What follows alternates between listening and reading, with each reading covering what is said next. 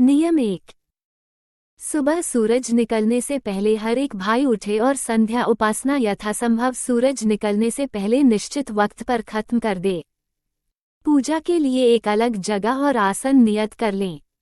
जहां तक हो सके एक ही आसन में बैठने की आदत डालें।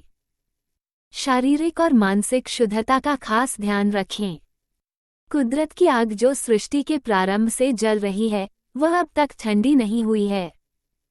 जब सृष्टि की पैदाइश का वक्त आया, प्रसुप्त ख्याल ने हरकत की। परमाणुओं में गर्मी पैदा हो गई, यानी सृष्टि के प्रारंभ से ही पहली परत चढ़ गई। इस आंच ने कणों को गर्म कर करके हरकत देना शुरू कर दिया। ये गर्मी बढ़ती ही गई, परत पर परत चढ़ती ही गई, ठोसता बढ़ती ही गई, स्पंदन पैदा होते ही गए। सभी कणों ने अपना अपना कार्य शुरू कर दिया और फिर उसमें भी कार्य होते ही चले गए। नतीजा ये हुआ कि उसने अपने ऊपर, दूसरे शब्दों में, रेशम के कीड़े की तरह खोल या परत बना ली। अंडे की सफेदी झलकने लगी, असलियत अंदर छिप गई। लगाव पैदा होता गया। अब जिसको उससे ज्यादा लगाव या मोहब्बत थी, उसके हिस्से में यह चीज ज्यादा आई और वही गर्मी जो सृष्टि के प्रारंभ में थी, इंसान में भी प्रकट हुई। 196। नियम 1। ये गर्मी कितनी धीमे धीमे बढ़ी और पक पकाकर स्थूलता की शक्ल बन गई। हर कण पर उसका असर पड़ा और उसने उसमें हिस्सा लिया। ये चीज जमीनी थी, जो उसमें शामिल हो गई। यह अल्पविराम हमेशा उस चीज के अधीन रही जिसका हिस्सा उसमें शामिल है। अथवा वह बड़ी परत जो गर्मी से बन चुकी है, वह अपना संबंध उससे ज्यादा रखेगी। अब जो प्रभाव इस बड़ी चीज पर पड़ेगे उसकी छाप छोटी चीज पर प्रकट होगी। अगर बाहरी असर बड़ी चीज पर पड़ता है तो शरीर के अनुसार उस छोटी चीज पर भी असर पड़ेगा। इन चीजों पर बाहरी प्रभाव भी हुआ करते हैं। सूर्य की किरणों का असर छोटी बड़ी सब चीजों पर होता है। दोनों के काम उनके शरीर के अनुसार लगभग एक ही हो जाते हैं। गर्मी जो बाहरी प्रभावों से पैदा हो जाती है, वह बाहर की ओर निकलना भी शुरू हो जाती है और चैन उस वक्त मिलता है जब ये गर्मी शांत हो जाती है। इसकी मिसाल गर्मी का मौसम हो सकता है। ये बाहरी प्रभाव जिन्हें हटने में शरीर के अनुसार वक्त लगता है, हो गई तो कुछ चैन और शांति जरूर आ जाती है। अगर दूर, अब ये समय महात्माओं ने उस वक्त माना है जबकि बाहरी प्रभावों का उस पर से हटना शुरू हो जाता है। यानी यह गर्मी की समाप्ति का वक्त होता है और गर्मी खत्म होते ही ठंडे प्रभाव आने लगते हैं। इन दोनों के मेल को संधिगति कहते हैं। महात्माओं ने इस संधिगति में पूजा और उपासना करना कर्तव्य की श्रेणी में रखा है। इस समय उस चीज के आने का वक्त होता है जो गर्मी से भिन्न है, और वह चीज क्या हो सकती है? और यह वही चीज हो सकती है जो अज़ल सृष्टि रचना के क्षण में गर्मी के पैदा होने से पहले थी। समझिए तो सही, कितना अच्छा वक्त कुदरत से मेल खाता हुआ सोच समझकर निश्चित किया गया है।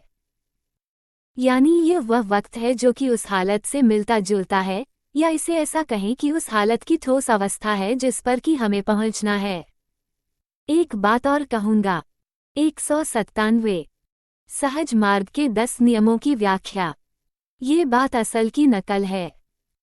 यानी ये वह बिंदु है जहां से हमें आगे बढ़ने का मौका मिलेगा, और यह बिंदु कितना अच्छा माना गया है जो उस हालत से मिलता जुलता है जिस पर हमें पहुंचना है। तम दोपहर की संध्या पर भी जोर जरूर दिया गया है, मगर इस ताकत का उपयोग दूसरे तरीके से किया गया है। सूर्य की किरणें उस वक्त सीधी पड़ती हैं और गर्मी ज्यादा पैदा करती हैं। ये गर्मी भी उसमें चिपकी होती है और उसी से आई है जो हर चीज का स्रोत है। अब हम असल ताकत से चिपक जाते हैं जो गर्मी के द्वारा उस वक्त मौजूद होती है। यानी उस ताकत से हम करीब हो जाते हैं, और यह बात उस वक्त तक कायम रहती है जब तक इस गर्मी के शांत होने का वक्त आ जाता है।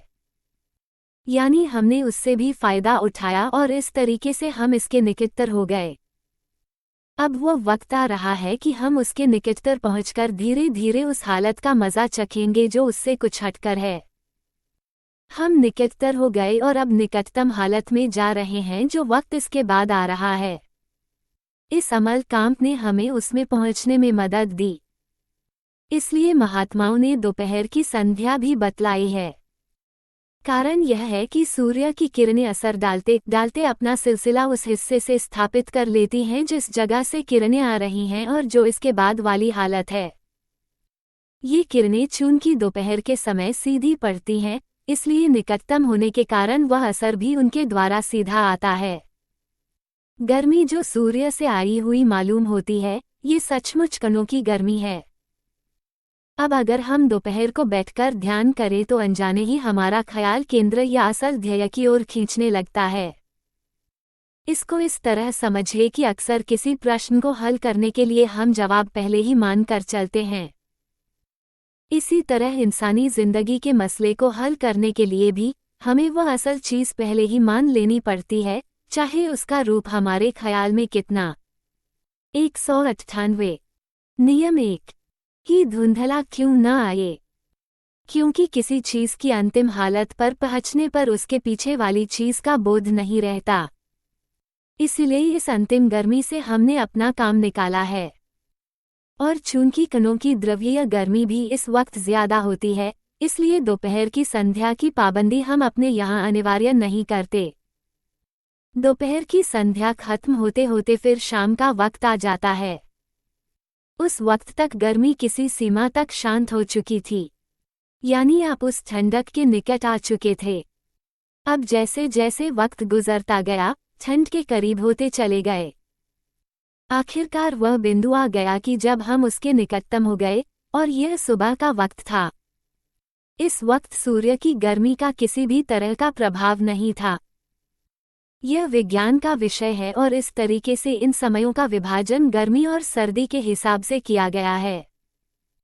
यहाँ पर एक सवाल ये पैदा होता है कि सत और तम के समय त्रिकाल संध्या निश्चित की गई, रज के वक्त क्यों नहीं की गई। शायद आप संबंध के उलटफेर के नियम से परिचित होंगे। दोनों सिरे यानी आरंभ और अंत लिए गए हैं। आरंभ सत और अंत तम। इसे उलट दीजिए, अंत आरंभ हो जाएगा और आरंभ अंत। बीच की चीज कुछ भी नहीं है सिवाय एक काल्पनिक लकीर के जो दोनों सिरों को मिलाती है। आज मैं वह रहस्य दर्शन खोल रहा हूं जिसकी लोगों को कम जानकारी है। आमतौर पर लोग सत को ही असलियत समझते हैं और ईश्वर को जानने का यही मापदंड बना रखा है, लेकिन उसके पीछे जो रहस्य है उसे नहीं जानते। वह खास चीज जो इसकी तह में है, उन पर अब तक प्रकट नहीं हुई। ये सब सिर्फ तम और तम की ही हालत है। योगियों को हासिल करने के लिए यही खास चीज है। इस बिंदु तक पहुंचना बहुत कठिन है। सत को हासिल करना बहुत आसान है, लेकिन वह हालत जिसे मैंने तम नाम दिया है, इतनी 199 सहज मार्ग के 10 नियमों की व्याख्या जल्दी हासिल नहीं की जा सकती। इसके बाद कुछ नहीं है। अक्सर लोग बातें तो बहुत करते हैं, लेकिन चीजों की गहराई तक कोई नहीं जाता। सफाई, सादगी और शांति भी इसके पीछे नहीं है, यानी वह इन सब से परे है। यही वह चीज है जो आपको बरसों की मेहनत और असंख्य जन्मों के बाद हासिल होती है। मैं दावे के साथ कह सकता हूँ कि दुनिया के बड़े बड़े संत भी इस दृश्य से, जैसा कि मैंने ऊपर बयान किया है, पीछे रहे। शून्यता की हालत जिसकी आपको तलाश है और जो वाकई जिंदगी है, इसी में है। इस बिंदु पर पहुंचने से पहले ही सारी क्रियाशीलता खत्म हो जाती है। ये कुदरत का रहस्य है जो मैं आज खोल रहा हूँ।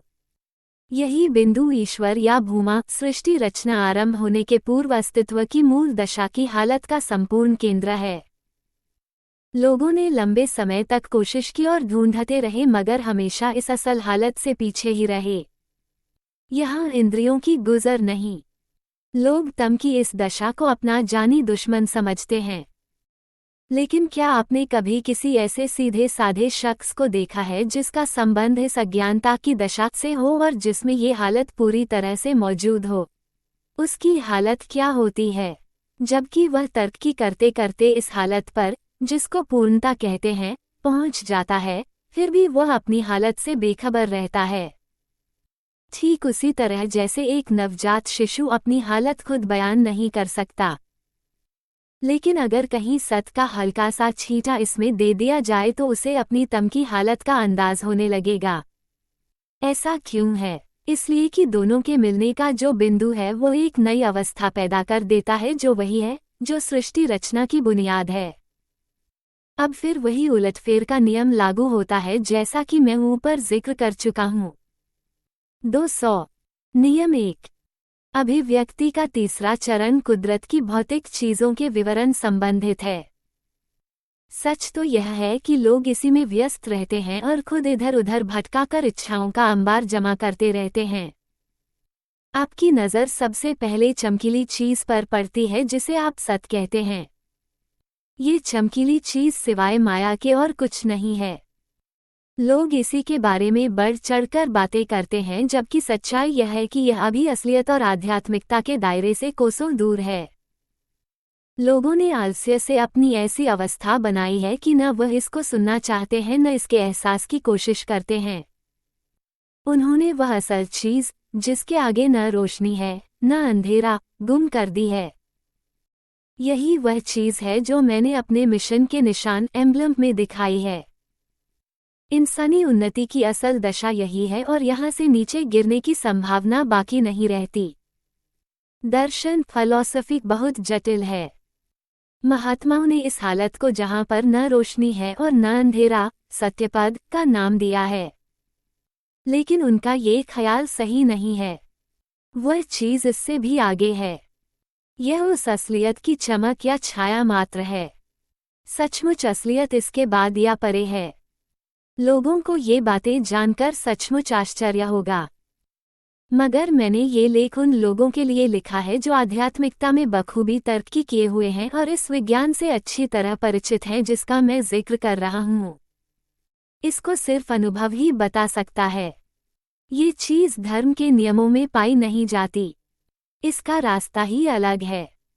यह विद्या खुद ही एक विज्ञान है, और जब तक कोई इंसान खुद को इस योग्य न बना ले कि कुदरत का दर्शन अपनी अंदरूनी आंख से करे, तब तक उसका पात्र नहीं हो सकता, और उस वक्त तक उसकी पहुंच उसके चौखट तक भी नहीं हो सकती। समझना की बात है।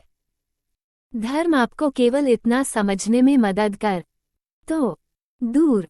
201 सहज मार्ग के 10 नियमों की व्याख्या।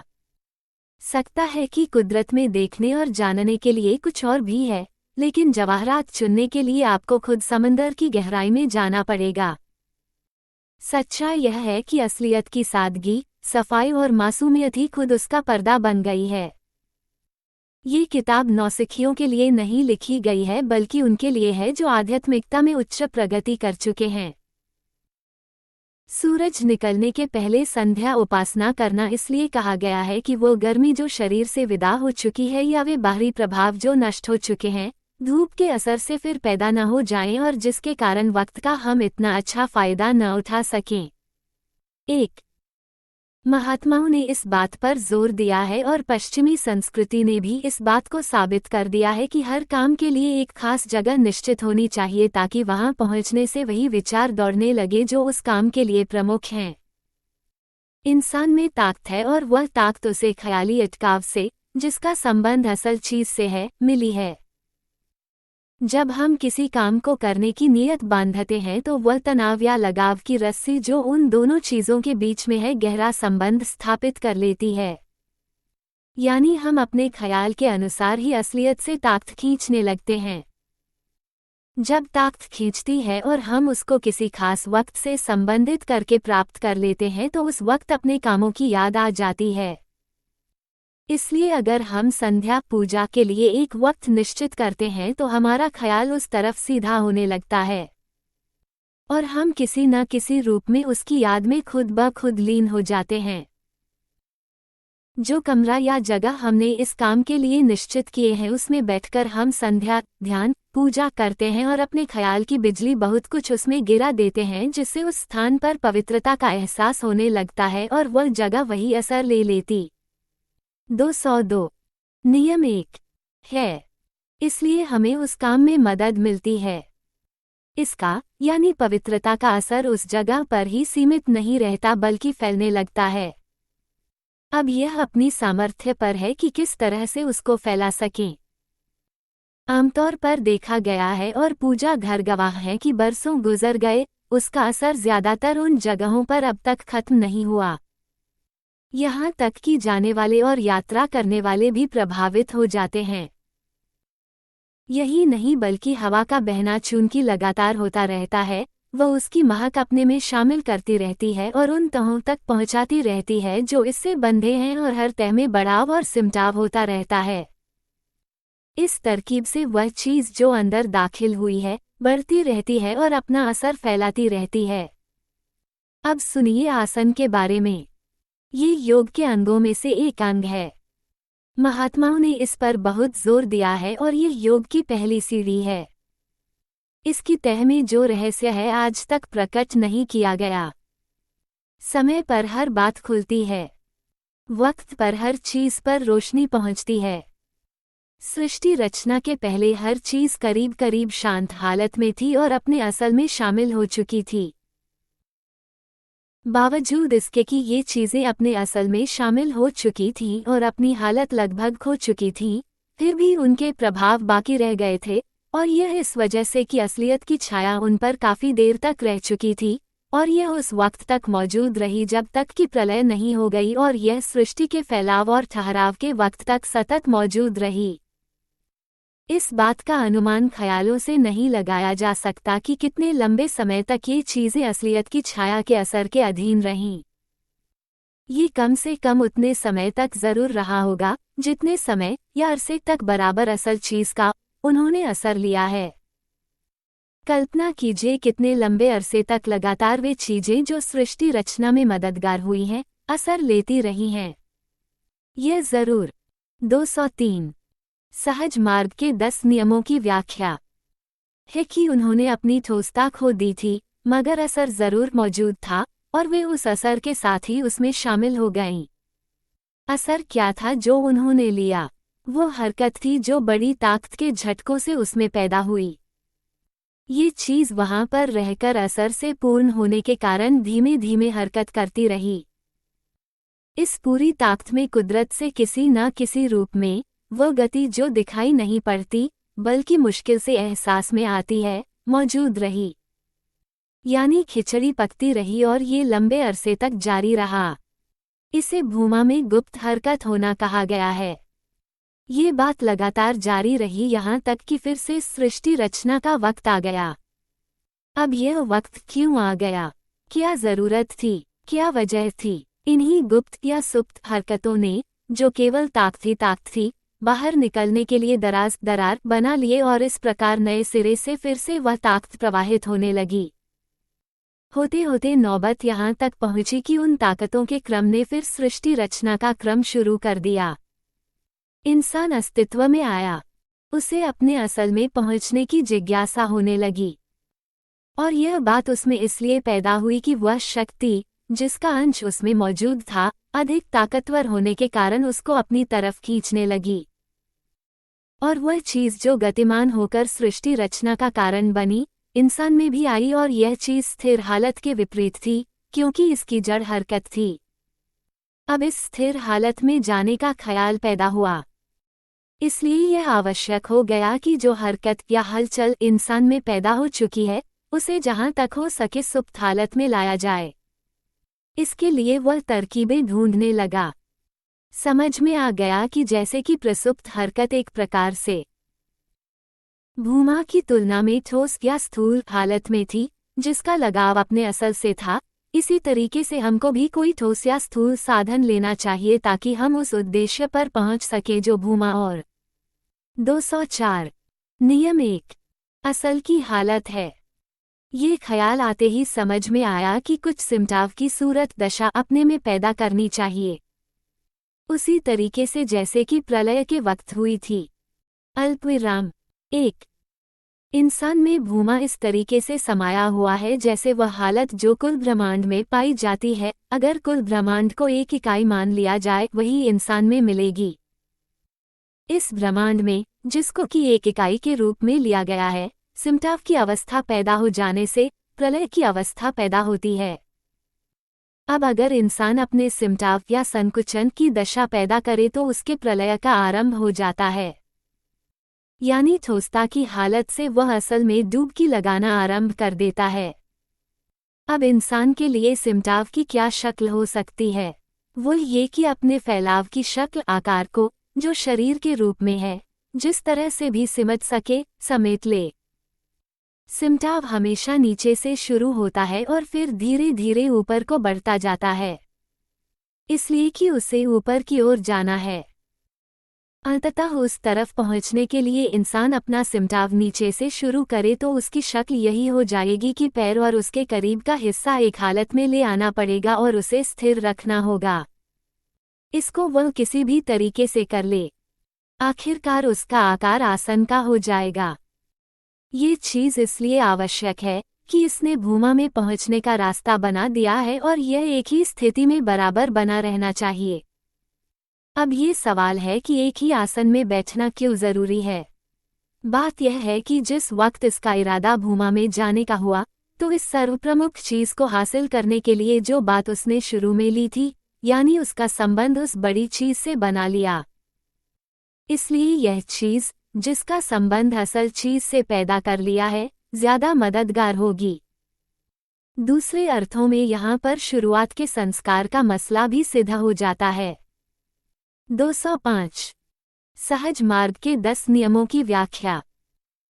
एक ही आसन में सीधे बैठकर संध्या ध्यान करना प्राचीनकाल से ही इस वजह से और भी बेहतर माना गया है कि भूमा की धाराएं जो उस वक्त जिज्ञासु को फैज़ दैवी कृपा पहुंचाती हैं, सीधी गिरती हैं और इन्हीं धाराओं में फैज़ की क्षमता होती है। अगर जिज्ञासु तिरछा बैठे या बार बार अपना आसन बदले तो स्वाभाविक है कि उन सीधी धाराओं और उनके असल फैज़ में गड़बड़ी पैदा हो जाएगी और संध्या पूजा की जो सच्ची तल्लीनता और आनंद जिज्ञासु को एक आसन पर सीधे बैठने से मिल सकता है, वो उसको हासिल न हो सकेगा। आध्यात्मिक फैज़ की नियमानुसार प्राप्ति के लिए हमें भी नियमानुसार बैठना चाहिए, नहीं तो मुमकिन है कि असल फैज़ से हम वंचित रह जाए। संभव है लोग ऐसा भी सोचते हों कि सीधे आसन पर बैठकर ध्यान करने में कुछ झलक अहंकार की रहती है। ऐसा नहीं है। नियमों के मुताबिक भक्त या सेवक को मालिक के सामने इस तरह पेश होना चाहिए जैसे कि एक सिपाही आमतौर पर अपने अफसर के सामने परेड पर देखने में आता है। अफसर के आते ही सावधान अटेंशन की आवाज दी जाती है। उस वक्त सिपाही का फर्ज होता है कि सारे शरीर को सीधा एक ही हालत में रखे और अपने अफसर की ओर लगातार देखता रहे। इससे शारीरिक स्फूर्ति, सेहत और ताजगी प्रकट होती है। ईश्वर के सामने बैठने में भी सेवक का यही कर्तव्य है। पवित्रता का विचार, खासकर हिंदुओं में, बहुत ऊंचे स्तर पर रखा गया है। इसका बिगड़ा हुआ रूप अब ये हो गया है कि सिर्फ ख्याल ही ख्याल बाकी रह गया है। अभ्यास सब भूल गए, सिर्फ नहाना याद रह गया है। इसकी बुनियाद इस तरह पड़ी कि लोगों को ख्याल पैदा हुआ कि वो पवित्र और अविनाशी हस्ती अस्तित्व जिसमें हमको जाना है, हर चीज से अलग है। उसमें पवित्रता ही पवित्रता है, यानी हमने अपनी पवित्रता का आदर्श दृढ़ कर लिया है। वो पवित्रता कैसी जो मल, विक्षेप और आवरण से युक्त है। हमारे 206 नियम 1 अस्तित्व में ये तीनों ही मौजूद हैं। जहाँ पर पवित्रता होगी, वह चीज इन तीनों चीजों से मुक्त होगी। हमारा ध्यान इस स्तर की पवित्रता की ओर आकर्षित हुआ। हम बाहरी साधनों से उसकी नकल उतारने लगे, यानी शरीर को मलने और साफ करने लगे। गंदे स्थानों की सफाई की ओर विशेष ध्यान दिया। फिर क्या हुआ कि वह पवित्रता, जिसे हमने अपना आदर्श माना है, हमारे बाहरी तरीकों से मन पर असर डालने लगी। बढ़ते बढ़ते नौबत यहाँ तक आई कि उसमें भी शुद्धता दौड़ने लगी। ये सिलसिला लंबे समय तक चलता रहा और साथ ही साथ वह आदर्श भी हमारी निगाह में दृढ़ रहा, जिसने उस पवित्रता को दुगना कर दिया। एक तो हमारे कर्म मन की शुद्धि के लिए प्रेरित थे। दूसरे, इस मकसद ने सोने पर सुहागे का काम किया। अब क्या था? पवित्रता दौड़ने लगी, मन शुद्ध होने लगा। अच्छे विचार पैदा होने लगे और यह सब हमारे असल मकसद के हासिल करने में मददगार हुए। हमें दोनों तरफ से फायदा पहुंचा। अंदरूनी दौड़ हम लगा चुके थे, बाहरी दौड़ से भी हमें इस काम में मदद मिली, यानी दोनों चीजें मकसद को हासिल करने में मददगार हुईं। जब इन दोनों चीजों ने एक दूसरे से एकता हासिल कर ली तो क्या हुआ कि यह सब मिल मिलाकर खुद एक ताकत बन गई। इस ताकत ने हमारा रास्ता और भी सीधा कर दिया। फिर क्या था, दोनों बाजुओं से हम पर फैलाकर उड़ने लगे और हर चीज शुद्ध होने लगी। देखिए, इस पवित्रता ने हमको मकसद हासिल करने में कितनी मदद दी। अल्पविराम। हमने अपने नियमों में संध्या और उपासना का सबसे पहला नियम रखा है। इसका कारण यह है कि हम ऐसा करने से उस ताकत को हासिल कर रहे हैं जिस पर कि हमें कुदरतन प्राकृतिक रूप से किसी वक्त आना है। इससे संबंधित एक बात और बताता हूँ, वो ये कि जब धाराएं भूमा से प्रवाहित हुई तो उन्हीं के प्रवाह 207 सहज मार्ग के 10 नियमों की व्याख्या ने मथाकार ठोसता की हालत पैदा कर दी। अणु, परमाणु और विभिन्न आकारों के कण बनकर तैयार हो गए और उनकी अभिव्यक्ति अपने अपने आकारों में होने लगी। वह चीज इनमें प्रवाहित रही जिससे गर्मी भी पैदा हुई जिस पर की जिंदगी की निर्भरता है। इस सूरत में भिन्न भिन्न आकार प्रकाश में आए और भिन्न भिन्न कामों का होना शुरू हो गया। गर्मी बाकी रही और यह अब तक कायम है। इसका जोर नीचे की तरफ जरूर हो गया। लोग सवाल करेंगे कि यह ऊपर नीचे का ख्याल क्या है, जिससे हम सबसे ऊंची चीज का ख्याल बांधते हैं तो नीचे का ख्याल भी कायम हो जाता है। इसके अलावा जब हम बेहतर चीज से आए हैं तो इसके बाद वाली चीज कम बेहतर या नीची कही जाएगी, और इस वजह से हम उस चीज को सबसे बड़ा और ऊंचा समझते हैं, यानी ऊंचाई और निचाई हमारी समझ में फौरन प्रवेश कर जाती हैं। मगर जिस समय नीचे का जोर घटता है तो वही चीज जो परमाणु पर गर्मी डाल रही है और उसका ये काम बराबर जारी है, कणों को ऊपर की ओर दिशा देने में मददगार होती है। यानी जहां पर से यह चीज प्रकट हुई है और उसी हरकत से जो इसमें गर्मी पैदा होती है उसको हल्का कर देती है। हल्की चीज का ये स्वभाव है कि वो हमेशा ऊपर की ओर उठती है। उसका ऊपर आना यह मतलब रखता है कि वो उस तरफ को जाना चाहती है जहां की उसका स्रोत है। अब ये चीज जिसमें धाराओं के प्रभाव से काफी गति पैदा हो गई है अपने असल की ओर उड़ना चाहती है। ये चीज इंसान के हिस्से में ज्यादा आई है। इसलिए जब नीचे की रस्सी कट जाती है, यानी नीचे का रुझान बंद हो जाता है, तो अपने आप इंसान के दिल में ऊपर उड़ने और अपने असल में पहुंचने का ख्याल पैदा हो जाता है। यही वजह है कि संध्या उपासना करने को जी चाहने लगता है। इस गर्मी और उस गर्मी में जो सूरज के असर से पैदा होती है, बड़ा अंतर है।